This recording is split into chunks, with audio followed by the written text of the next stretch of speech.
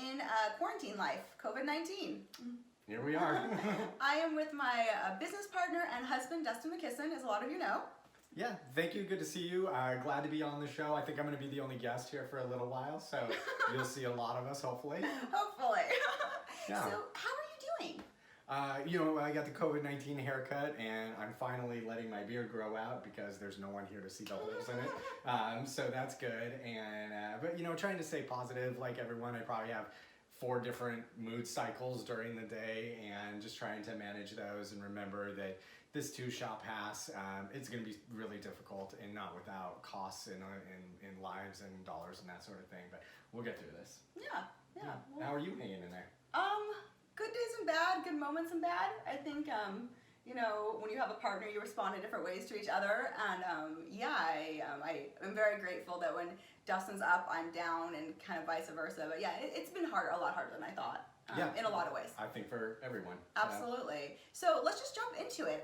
I know you've had a lot of experience, obviously, as an entrepreneur, but also specifically to this crisis, you kind of came out early. So what have you done? What's working for you? Yeah, since we live in Washington State, about 80 miles north of Seattle, our state was declared a federal disaster area early, which opened up the opportunity for some specific SBA funding and the Economic Injury Loans, which is the technical name of some of the opportunities we're hearing about for small business funding. But we applied for that. We got approved remarkably quickly, and that was before, I think, the big rush of applications that's going to be happening this week and next week and in the following weeks. But it was a very surprisingly easy process. Wow. Any specifics you want to share about that? Yeah, so we applied for it. I am not an SBA expert. We've worked with SBA programs before, helping to market them, so I knew a little bit about that going in.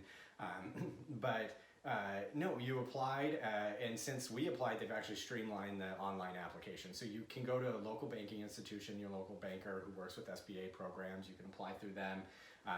You can apply through many economic development organizations, also have SBA programs within them, or you can apply yourself. The link is there. Go ahead and Google SBA disaster loans, and it'll immediately direct you to COVID-19 resources.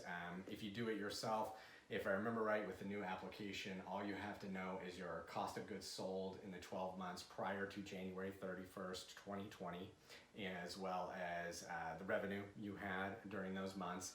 And then obviously things like your EIN and social security numbers, and they'll access your tax returns themselves, so you don't have to provide those. But yeah, it is remarkably streamlined. And now there's a little bit of confusion around the loans going out, and there's some talk of a grant. Can you explain that a little bit? So what I know, what I've experienced is we applied and we were approved for a funding amount based on our historical revenue and tax returns. So we didn't apply for a specific amount. We got a call from our caseworker telling us what we were eligible for.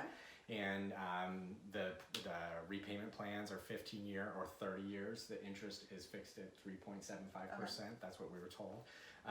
And then just this week, if you had applied for a loan, or if the SBA had your contact information, many of you may have gotten an email that said you can get a $10,000 advance on your loan.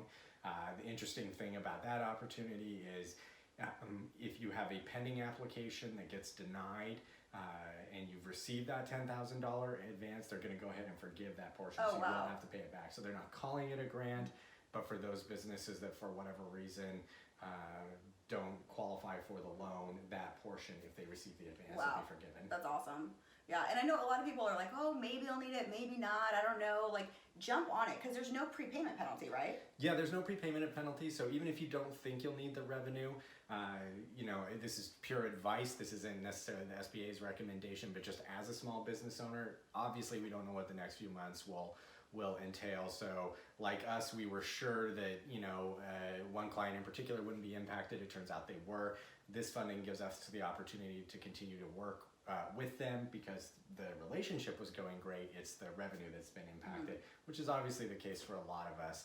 A lot of small businesses are going to run into the fact that your clients or customers are happy with your work, they just can't pay it. So this loan can function as a way to continue that relationship to better tomorrow. Awesome.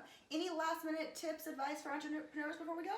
Yeah, when you apply, whether you do it through your local banking institution, an economic development organization, or directly with the SBA, you're going to work with bankers, you're going to work with an SBA caseworker, practice patience, kindness, empathy with them, know that they are being overwhelmed with applications and concerns, and they had the same concerns and fears about their own health, the health of their families, their economic security, you know, their spouse's job, their job.